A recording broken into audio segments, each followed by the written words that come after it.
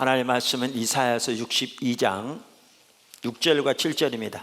예루살렘이여 너희 성벽 위에 파수꾼을 세우고 그들로 하여금 주야로 계속 잠잠하지 않게 하였느니라.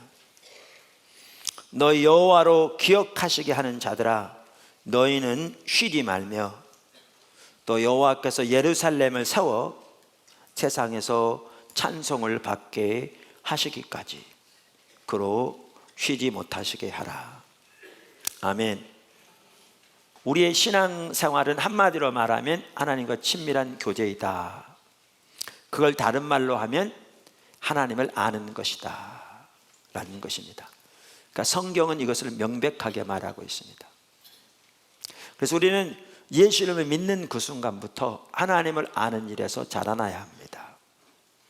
네, 하나님을 아는 일에서 자라나려면 몇 가지 중요한 요소들이 있는데 그 중에 하나는 예배고 그 중에 다른 하나는 말씀 묵상이고 그 중에 또 다른 하나는 기도입니다. 그래서 우리가 그동안 예배와 말씀 묵상에 대해 살펴보았고 이제 기도에 대해서 그동안 또 시리즈로 쭉 살펴보았습니다. 그러니까 기도에 대해 살펴보는 중에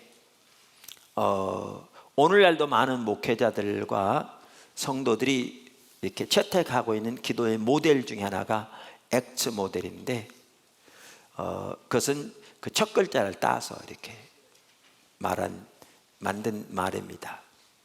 갑하면 사도행전이란 말이죠. 근데 A는 찬사, adoration의 약자고 C는 confession, 죄의 고백에 대한 약자고 T는 thanksgiving, 감사에 대한 약자고 S는 supplication, 간구에 대한 약자입니다.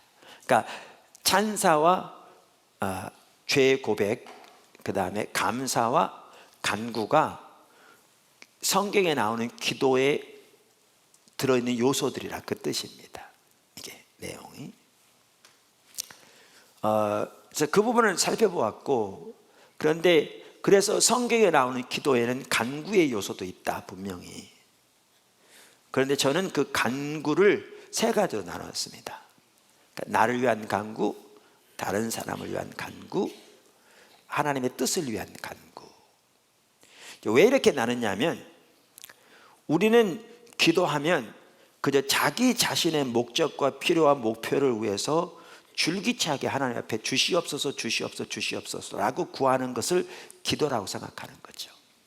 그러다 보니까 기도가 너무나 이기적이고 너무나 자기중심적인 거죠. 그리고 그러한 자세로는 하나님과 올바로 교통할 수도 없는, 기도에 대한 이해 자체가 달라져 있는 이러한 시대인 거죠. 우리가 그동안 이렇게 쭉 몇 주간에 걸쳐 이 부분을 더 살펴본 이유는 하나님의 포도나무 교회 가운데 이 부분이 더 활성화되기를 원하시고 우리가 반드시 그 아래서 자라나기를 원하셔서 이 부분을 더 살펴보고 있습니다. 그러니까 우리가 설교를 들어도 그냥 주일날 하나의 어떤 스토리로만 들으면 아무런 의미가 없습니다. 그러니까 우리가 듣고 비록 넘어질지 몰라도 이 가운데 서기 원하고 자라나기 원해서, 넘어지면 다시 시도해서라도 자라나기 원하는, 그래서 이 하나님이 우리를 인도하신 가운데 자라나게 될 때에, 그때에 우리가 설교를 해도 의미가 있는 것이고 하나님이 지금 설교를 통해서 우리가 말씀하기 원하시는 부분을 우리가 듣고 순종하는 삶이 되는 것이지요. 그렇게 되기를 주님을 축복합니다. 오늘은요, 그 중보기도의 상급, 다시 말하면 하나님의 뜻을 위한 기도의 상급 혹은 부흥을 위한 기도의 상급에 대해 살펴보기 원합니다. 오늘 이 말씀에 보면 여러분이 잘 기울여서 들으신다면 지금 우리가 어디를 향해서 가고 있는가, 교회로서, 그리고 지금 우리가 어디까지 와 있는가, 우리가 이 시점에서 앞으로 어디로 가야 되는가, 그리고 거기에서 이 하나님의 뜻을 위한 기도는 얼마나 소중한 중요한 한 부분인가, 이런 부분들을 볼 수 있는 계기가 될 줄로 믿고요.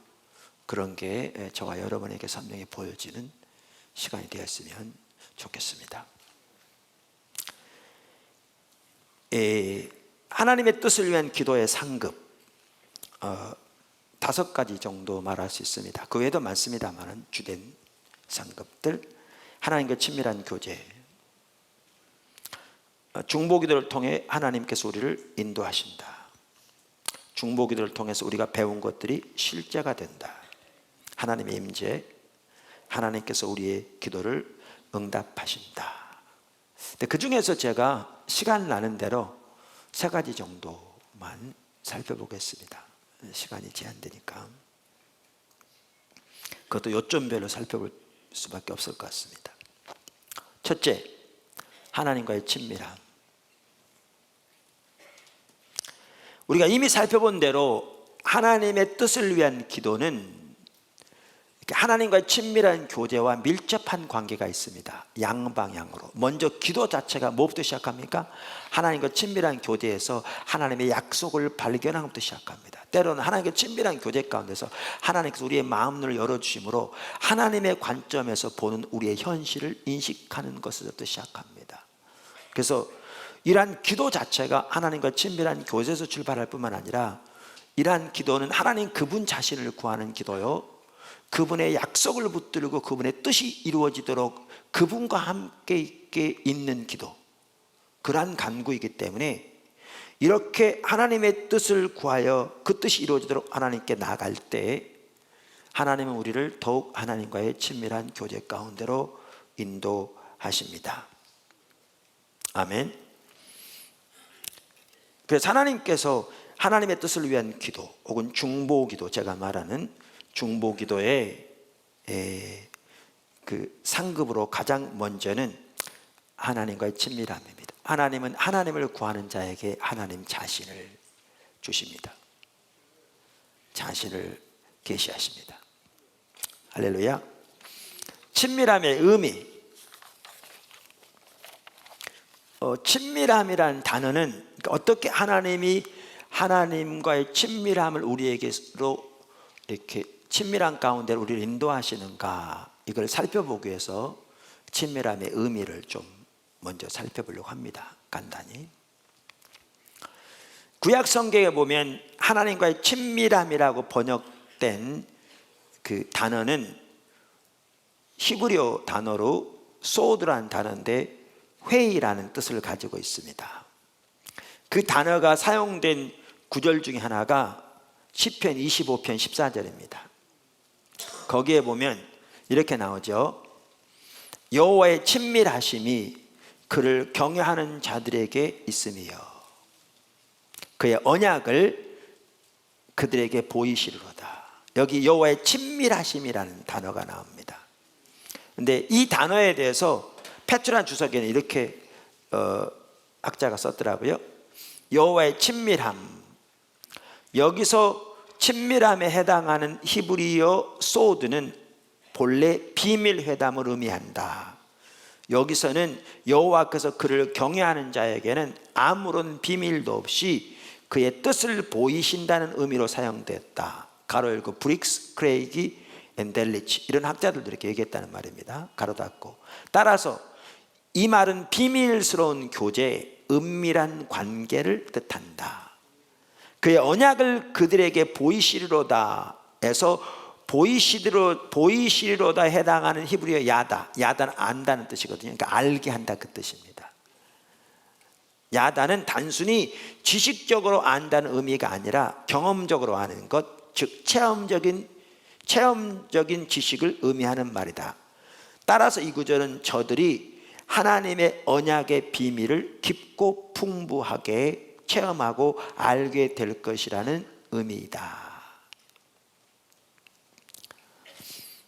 그래서 이런 의미를 가지고 있기 때문에 아까 시편 25편 14절은 영어 NIV 성경은 뭐라고 번역하고 있냐면 이렇게 번역하고 있어요. 그 구절을 The Lord confides in those who fear Him.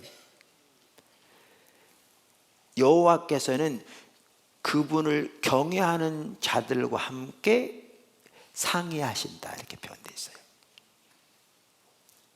그러니까 여호와의 친밀하심이란 단어를 그렇게 표현하고 있어요. 그 뜻이니까요. 뉴 킹 제임스 성경은 이 구절을 뭐라고 번역하냐면 The secret of the Lord 이렇게 번역했어요. 그러니까 하나님의 비밀이 그들과 함께 있다 이렇게 표현하고 있어요. 제가 이 설교를 시작하면서 아까 이사야서 62장에 나오는 이 뭐죠? 파수꾼.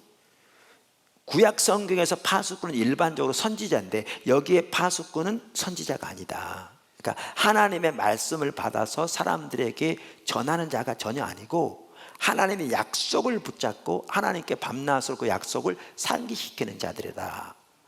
그러니까 쉽게 말하면 기도하는 사람들이죠. 중보 기도자들이죠. 그런데 이들을 파수꾼이라고 부르고 있잖아요.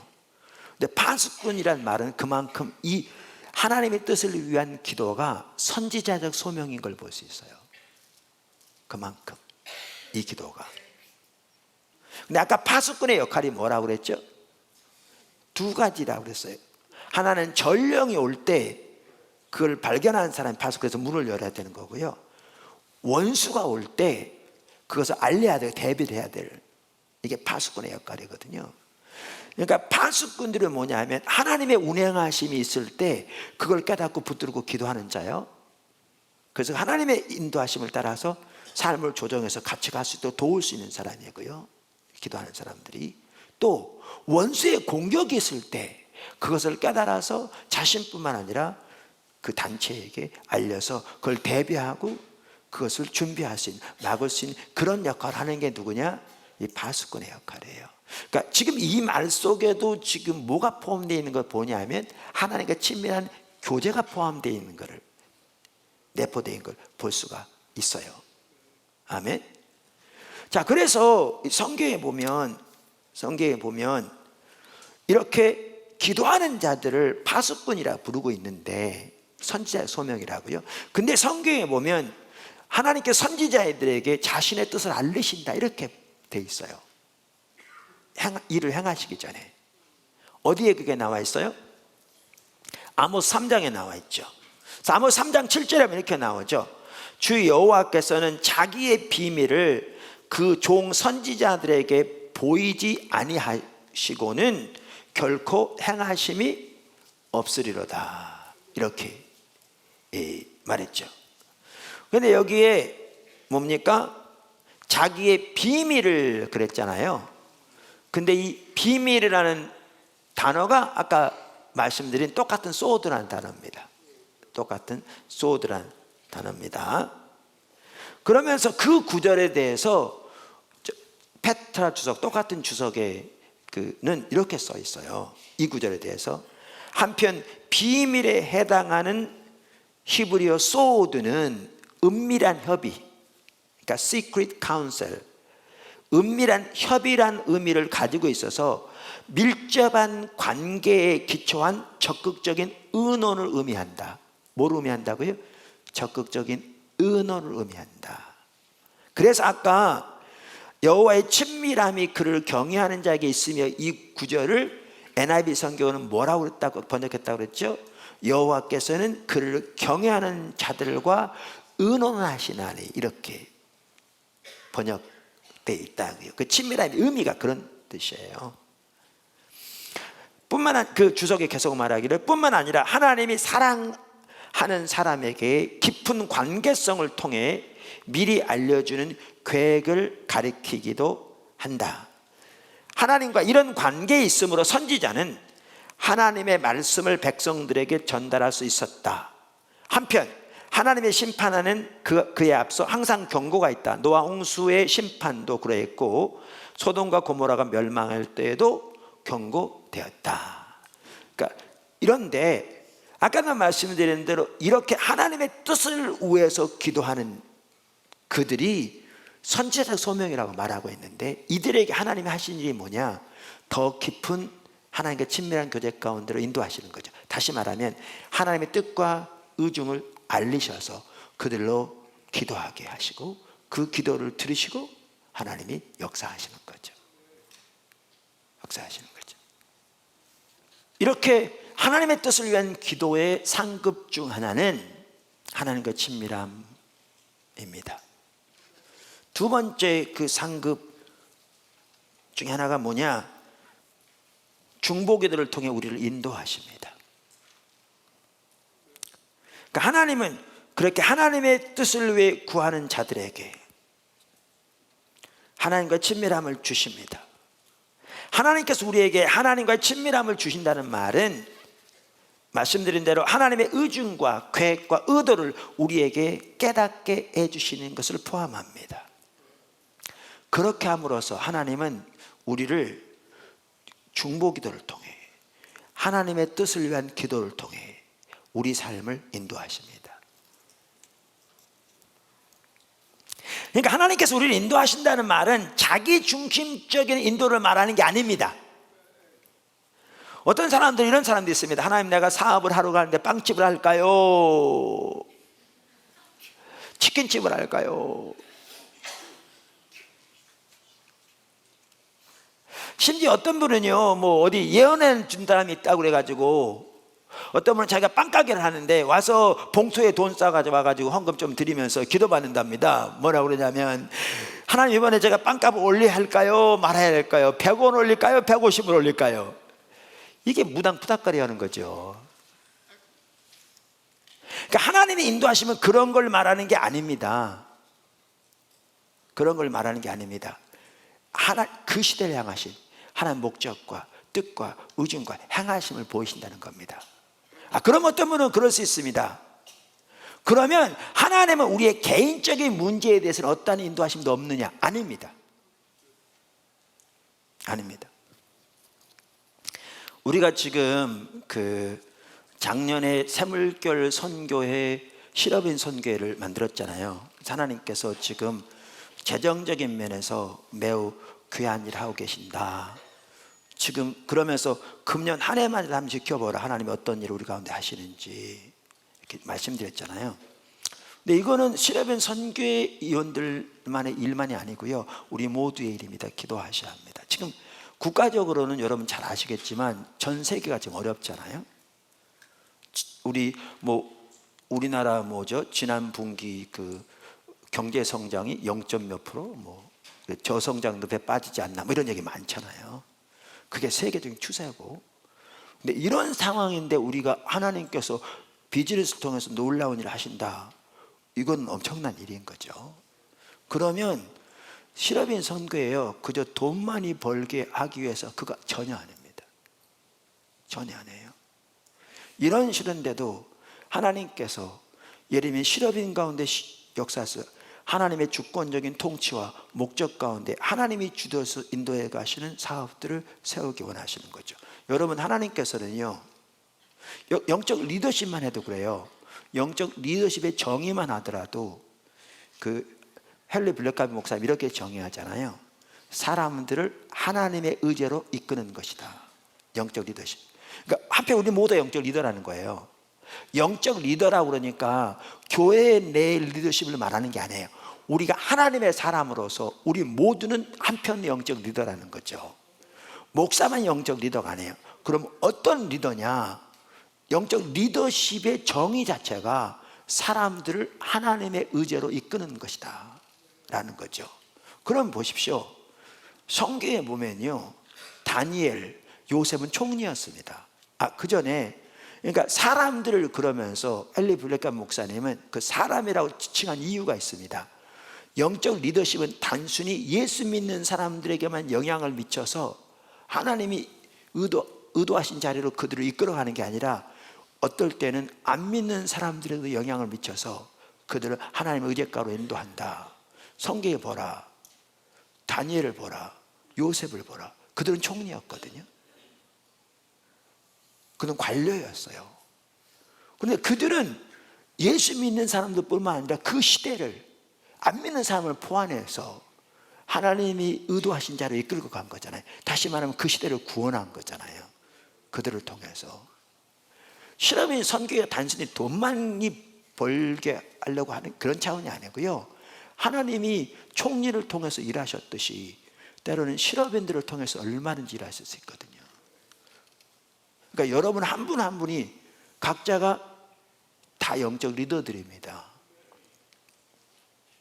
그런데 그래서 하나님께서 그렇게 사업들을 하나님의 능력과 하나님의 역사를 세우셔서 하나님의 영광을 위해 사용되게 하실 뿐만 아니라 이렇게 하나님 중심적인 사업의 그 문화를 세워가고 영향력을 확대할 뿐만 아니라 때로는 총리를 통해서 하나님께서 그 나라를 예수님이 좀 돌리신 것처럼 그렇게 실험들을 통해서 그렇게 거대한 것뿐만 아니라 작은 것부터 하나님의 일을 일으켜서 세워가시는 이런 일들을 주님이 하기 원하시는 거죠.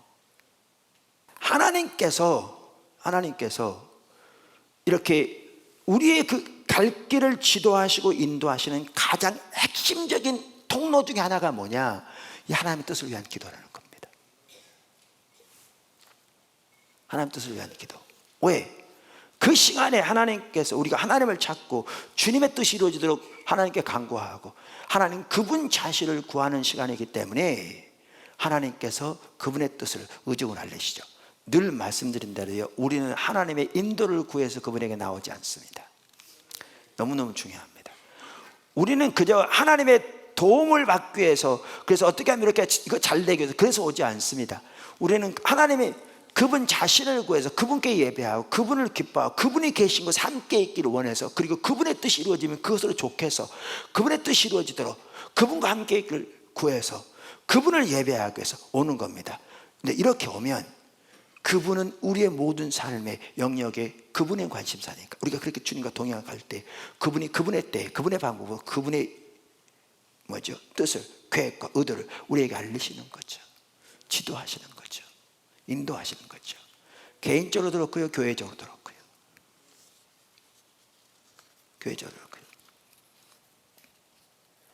세 번째, 중보기도를 통해 우리의 배운 것들이 실제가 됩니다. 그러니까 우리가 이번 컨퍼런스 살펴봤지만 교회의 기초는 오직 예수 그리스도거든요. 아멘. 사도 바울이 내가 닦아놓은 터 외에 다른 터가 없다. 그 터는 예수 그리스도라. 교회의 기초는 예수 그리스도입니다. 다른 터가 없습니다. 당연한 얘기죠. 근데 교회의 기초가 예수 그리스도라는 말 속에는, 그게 고린도서 3장 13절인가요?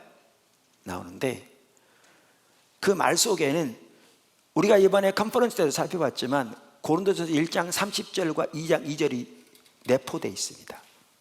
1장도 쭉 보시면 명백합니다. 무슨 말이냐? 예수님이 우리의 의로움과 지혜와 거룩함과 구원함이 되시는 삶, 그게 내포되어 있습니다.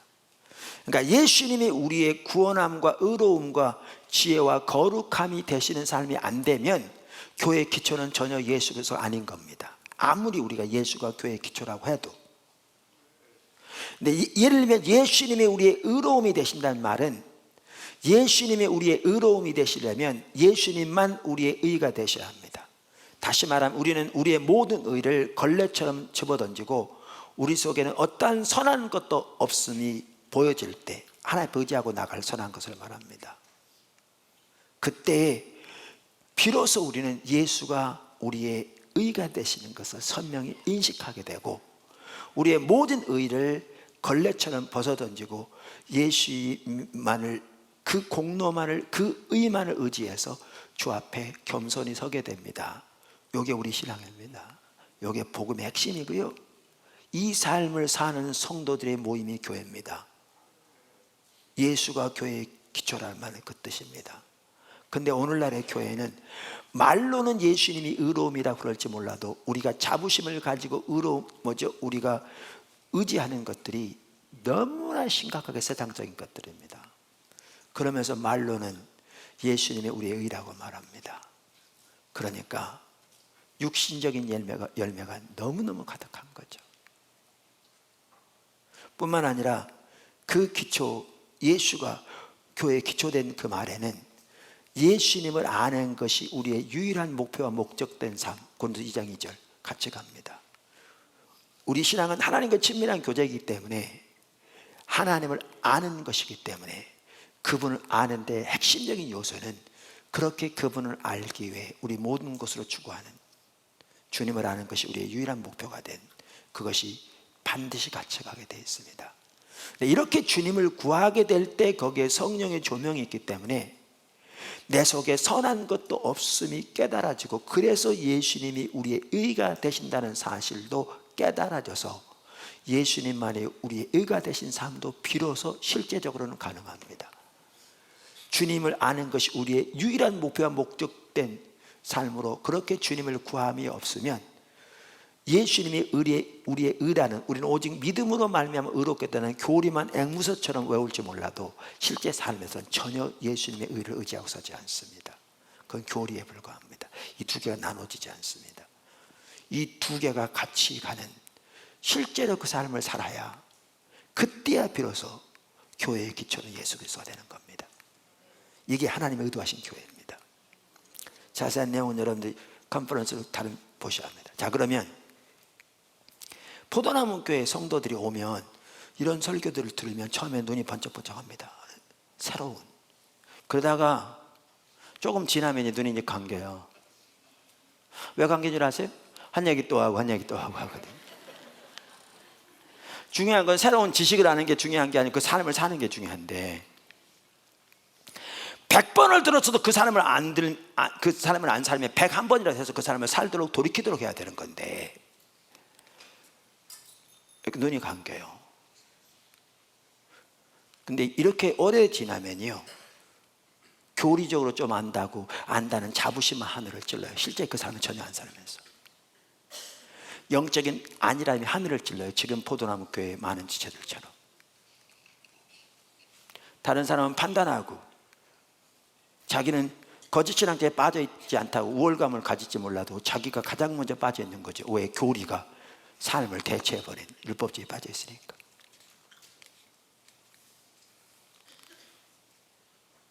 근데 이런 상황에서 이 배운 것들이 우리 삶 속에 실제가 되도록 하는 중요한 통로 중에 하나가 뭐냐? 하나님의 뜻을 붙잡고 우리가 처해 있는 우리의 현실을 인식하고 하나님의 은혜가 이 땅에 부어지도록, 이 땅을 하나님께서 회복시켜 주시도록, 하나님의 교회를 다시 갱신시켜 주시도록, 이 땅에 하나님의 부흥을 보내주시도록 하나님의 약속을 붙잡고 우리가 처한 상황을 인식하면서 하나님의 도움과 은혜를 구하는 이 부흥을 위한 기도, 하나님의 뜻을 위한 기도로 집중적으로 나가야 그게 실제가 됩니다.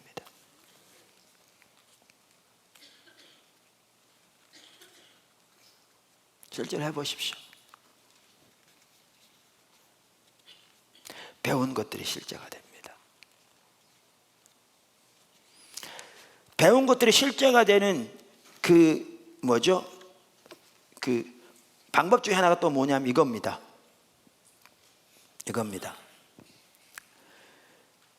하나님께서 어떨 때는 우리의 현실을, 처지를 인식하고 그것을 위해 기도하게 하시잖아요. 기도하게 하시는데 A라는 사람을 기도하게 하시고 하나님 B라는 사람을 통해서 역사할 수 있습니다.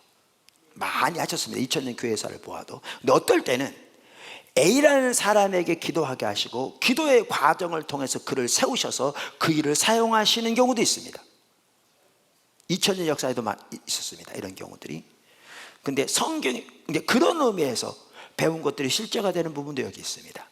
근데 그런 관점에서 대표적인 한 예가 누구냐? 느헤미야입니다.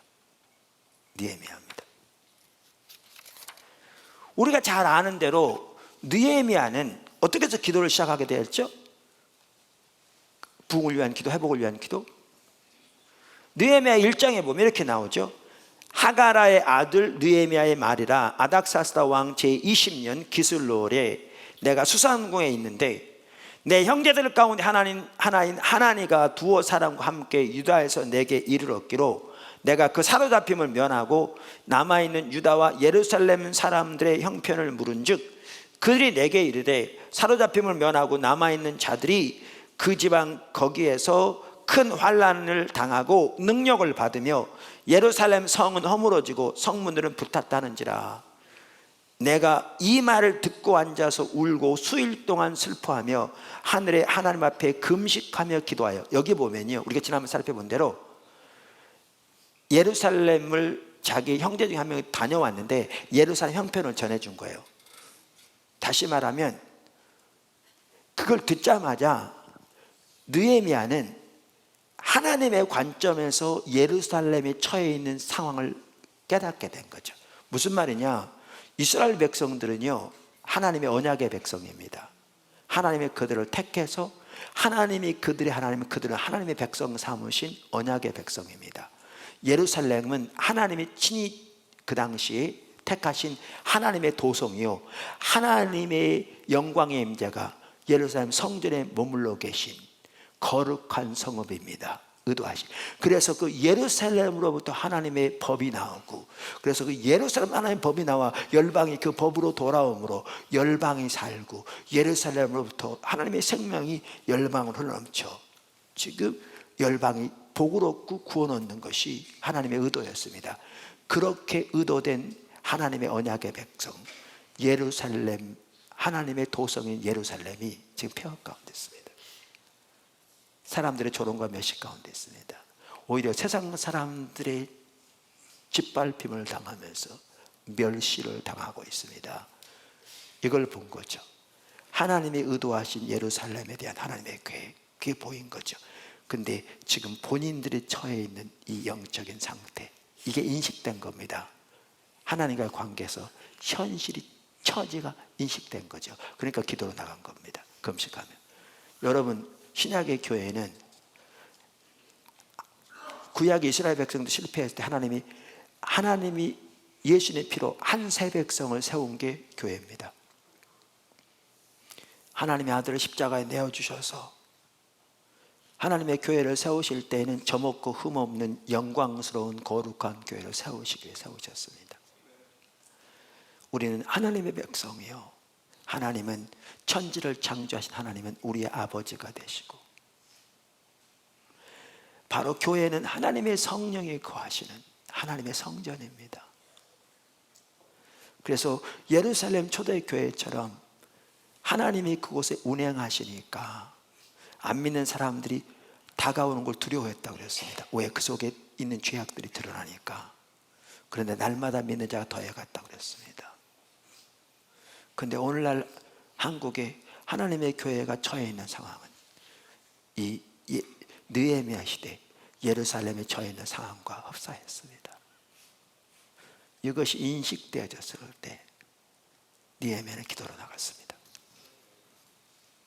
우리의 죄를 용서해 달라고. 이것이 우리가 종교적인 모양은 가지고 있을지 몰라도 하나님을 아는 참된 지식에 떠나 하나님의 길을 버렸고, 하나님을 버림으로 그 결과 하나님의 심판이와 살아계신 하나님이 살아있는 생명 역사 교회에 거친 채 종교적인 모양과 의식만 남아있는 것이 되어서 이렇게 되었다고 오늘날 말하면 그렇게 하나님 앞에 회개로 나가게 되었죠. 이렇게 시작했습니다, 기도가. 근데 그때가 언제였습니까? 여기에 보면 아닥사스다 왕 20년 기슬루월이라고 되어 있습니다. 그때가 이때가 언제냐면요, 서기로 말하면 서기전 445년입니다. 기슬루월은요, 이 서기로 말하면 11월 중순부터 12월 중순입니다. 자, 2장 1절에 보십시오. 어떤 일이 있었는지. 2장 1절. 아닥사스다 왕 제20년 니산월에 몇 년이요? 20년. 무슨 월? 니산월에. 그러니까 여기 보시면요, 그 당시에는 궁이 여러 개가 있어서 겨울에는 이 느헤미야가 있던 그 궁에 왕이 없었고요. 이제 봄이 되니까 돌아온 겁니다. 이게 2장의 얘기입니다. 여기 아닥사스다 왕 20년 니산월이라고 그랬는데, 니산월은 유대 달력으로는 1월입니다. 그러면 거꾸로 되냐? 그 다음 1월이어야 되지, 이렇게 말할 텐데요. 안 해요. 그 당시에는 보십시오, 다스리월이라고 그래서 양력으로 오늘날로 말하면 9월과 10월부터 새해를 쳤어요. 9월과 10월부터. 그러니까 아까 뭐죠? 그 1장에 나오는 기슬월이 몇 월이었다고요? 11월과 12월 사이고, 그 다음에 우리가 여기 보면 니산월은 그 다음 해인데도 여기서 시작하니까 아직 같은 해인 거죠. 같은 해인 거죠. 그러면 니산월은 올해로, 그러니까 양력으로 말하면 몇 월이냐면 3월에서 4월입니다. 자, 그러면 여기 1장에 나온 사건은 몇 월이었다고요? 11월 12월 4일이고 2장 1절부터는 언제입니까? 그 다음에 3월에서 4월입니다. 그러니까 그 사이에 몇 개월 있습니까? 4개월 있습니다. 그럼 이런 일이 있었습니다. 2장 1절. 아닥사스다 왕 제20년 니산월에 왕 앞에 포도주가 있기로 내가 그 포도주를 왕에게 드렸는데 이전에는 내가 왕 앞에서 수심이 없었더니 왕이 내게 이르시되 내가 병이 없거늘 어찌하여 얼굴에 수심이 있느냐 이는 필연 내 마음에 근심이 있음이로다 하더라. 그때 내가 크게 두려워하여 왕께 대답하되 왕은 만세수하옵소서. 내 조상들의 묘실이 있는 성읍이 이제까지 황폐하고 성문이 불타사오니 내가 어찌 얼굴에 수심이 없사오리까 하니. 보세요, 이걸 보면요 4개월 차인데 이 예루살렘의 상태가 얼마나 그를 마음을 붙잡았던지 그가 금식하며 기도했을 뿐만 아니라 4개월 동안 안 했겠죠. 왜냐하면 자기 직무도 해야 되니까. 근데 그 마음을 얼마나 붙들고 있었던지 왕이 왕비와 함께 연애를 치른 이 소중한 시간에 거기에서 얼굴 이렇게 가진 목 날아갔잖아요. 그러니까 본인 두려웠다 그랬잖아요. 본인도 모르는 사이에 그게 묻어날 만큼 그 마음 속에는 예루살렘 상태에 대한 아픔이 있었습니다. 그랬더니 어떤 일이 있었냐. 왕이 이렇게 물었고요, 느헤미야가 대답했고요, 하나님이 전적으로 역사하셔서 왕이 느헤미야를 바로 예루살렘의 총독으로 보냅니다. 그리고 트랜스 요르단의 나라들로부터 이 뭐죠? 성벽을 수축하는 데 필요한 모든 재료들과 도움을 주라고 어명을 내려보냅니다. 그래서 느헤미야 시대에 예루살렘 성이 중건됩니다. 너무나 놀라운 일입니다. 근데 보십시오, 이 어마어마한 일을 하나님이 하실 때 뭐부터 시작하셨는가? 현실에서 인식하게 하시고 기도부터 하게 하셨습니다. 그리고 어떨 때는 그 과정을 통해 그들을 세우십니다. 어떨 때는 그 과정을 통해 그들을 세우십니다. 그리고 그들을 통해 그 일을 이루십니다. 지난번에 모세의 기도를 말씀드렸어요. 시간 없어서 끝나고 막 갔는데 네 번의 기도가 나와요. 멸하시겠다고 기도했더니 멸하신 건 멈추셨어요. 근데 주님, 모세가 다시 올라와서 그럼 내 이름을 지워주세요 그랬더니 내가 이름 지울 거 내가 알아서 할게. 그러면서 이제 그의 기도를 들으시고 뭐라고 하셨냐면, 내가 가나안 땅, 적과른 땅 주겠고 천사를 앞서 보내겠지만 나는 안 가겠다 그러세요. 그 두 번째. 그랬더니 모세가 세 번째 올라가서 하나님 안 가시라고도 우리 올려버리지 마세요. 주님의 뜻을 좀 알게 해주세요. 나를 주님과 함께 있으면 주님도 알게 해주시고 이 백성은 주의 백성 삼으세요. 그랬더니 주님이 가겠다고 그래요. 가겠다고 그래요. 이게 세 번째 기도예요.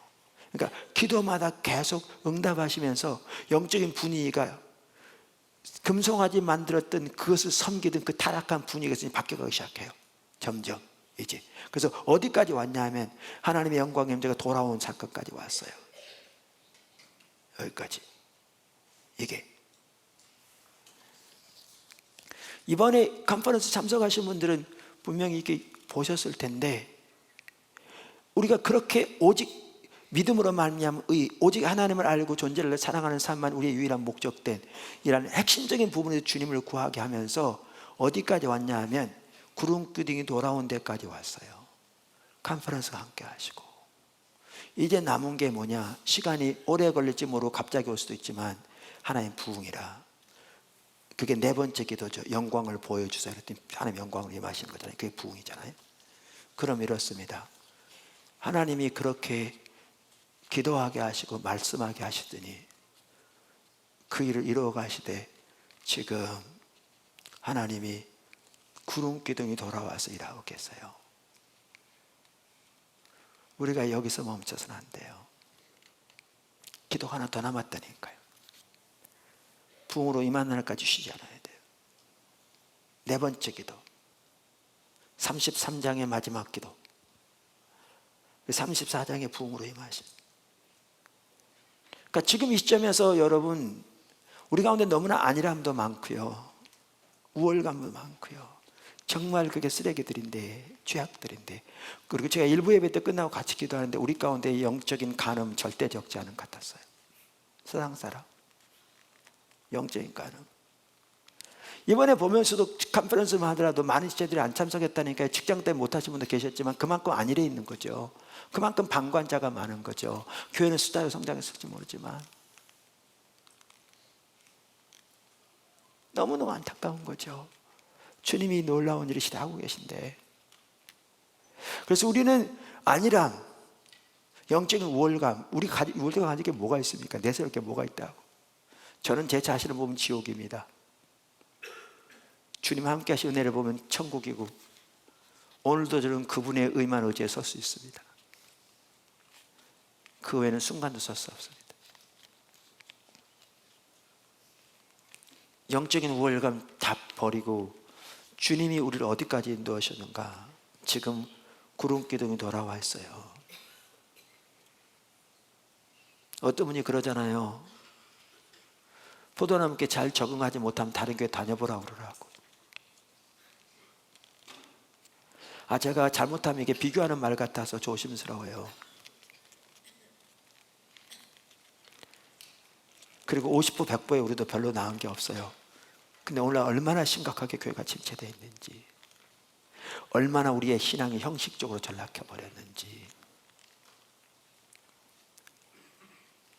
그렇게 심각하게. 근데 하나님이 그렇게 놀랍게 함께하고 계시는, 근데 그게 우월감 가질 내용이 아니고 이제 기도하는데 그 부흥이 올 때까지 모세가 드렸던 4번째 기도를 해야 돼요. 부흥이 올 때까지, 우리나라 전체 교회 하나의 부흥이 덮을 때까지 4번째 기도, 그날까지. 그 다음에 모든 목사님들부터 시작해서 할 수 있는 분들이 와서 오직 교회가 예수 그리스도의 터 위에만 세워질 수 있도록, 그 길로 인도될 수 있도록 초청하고, 이게 국내외적으로 더 일어나도록 기도하셔야 돼요. 그리고 동참하셔야 돼요. 섬기고 알리고. 그리고 군이면 군. 그래서 모든 교회가 오직 예수 그리스도의 터 위에 세워지도록, 성령으로 드린 참다운 예배가 하나님께 드려지도록, 성경에 성령으로 예배하며 나와 있는 것처럼 오직 복음과 성령이 같이 가는 예배가 같이 가는, 복음과 성령에 의한 예배가 같이 가는, 성경대로 빌립보 3장 3절이 이루어지는, 그렇게 돼야지 하나님은 마음껏 운행하실 거거든요. 그렇게 가도록. 그리고 하나님이 우리 가운데 행하고 계신 다음 세대 포함해서 우리나라 제2의 유업, 하나님이 실제로 이루기 위해서 일하고 계신, 거기에 우리의 삶을 드리는, 거기에 학교도 포함되고 군도. 여러분 근데 이걸 잊지 마십시오. 다른 나라를 위해서 절대로 잊지 말아야 돼요. 그래서 열방 가운데 그렇게 하나님의 교회에 회복되어 세워지도록 섬기고 기도하고, 그게 하나님이 포도나무 교회를 부르신 부르심입니다. 하나님이 여러분을 여기에 보내신 이유입니다. 주일날 왔다 갔다 해서 그거 잘하면 사업 잘 되게 해준다고 그래서 그게 아니고, 하나님이 여러분의 사업에 역사하시면 이 일에 동참하라고 역사하신 겁니다. 직장인으로서, 가정적으로서, 교수로서, 교사로서, 학생으로서, 이 하나님의 위대한 사업,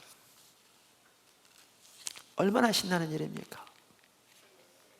우리들이 하나님의 부르심을 깨닫고 우리의 위치를 인식하고 그렇게 하나님 앞에 더 나아갈 수 있게 되기를 주님을 축원합니다.